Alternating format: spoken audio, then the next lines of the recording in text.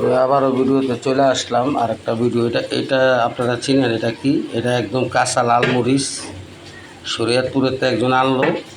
এই মরিচটারে আমরা রসুন দিয়া এটারে একটা মানে আচারের মতো বানানো হবে। মাঝে মাঝে গরম ভাত দিয়ে আমরা খাবো। তবে এখান থেকে আমি এই যে লেবু কাইটা নিলাম, তারপর লাল বাড়া মরিচ কাঁচা নিয়া তারপরে সরষের তেল দিয়া আপনার মাছটারে পুরো মাখানো হয়েছে।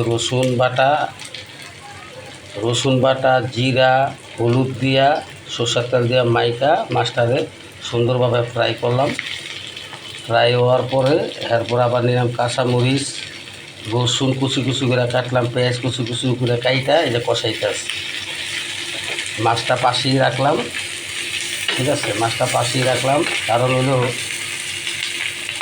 রসুন আর পেঁয়াজের যে টেস্টটা আছে মাছের ভিতরে যা ঢুকবে। কারণ মাছটা খালি শুধু ভাজলে হবে না, খুব সুন্দরভাবে ভাজতে হবে যাতে মাছটা খাইয়া মজা পাওয়া যায়। পাশাপাশি যে তেলটা আছে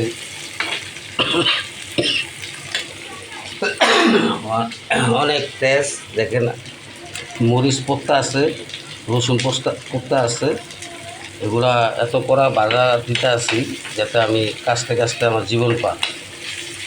আপনারা ঠিক এইভাবে ফ্রাই করে খাইবেন। তবে শুধু মাছ খালি আগুনে দিয়ে খাইলেও হবে না।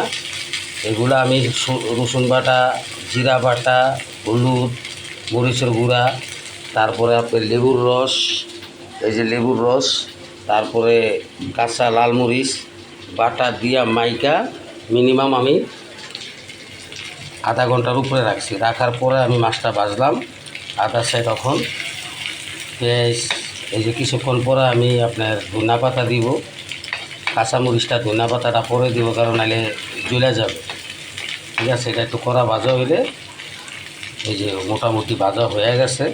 ঠিক এইভাবে আপনারা ফ্রাই করে খাবেন। এইভাবে ফ্রাই করে খাইলে আপনার যে তেলটা আছে এটা সব সরষের তেল। আর আমি যে মাছটা নিছি, মাছের টুকরাগুলো নিছি, এগুলো কোনো তেল নাই, কোনো চর্বি নাই, কারণ পাঙ্গাস মাছের তেল ভরা। আমি যে কোনো ধরনের মাছ ঠিক এইভাবে আমি ফ্রাই করে খাই। আপনারাও ট্রাই করবেন বাসায় থাকলে। আমি মাছ যেদিন আনবো সেদিনই আমি খাই, তারপরে আমি আর মাছের কাছে দিয়েও যাই না। আশা করি আমি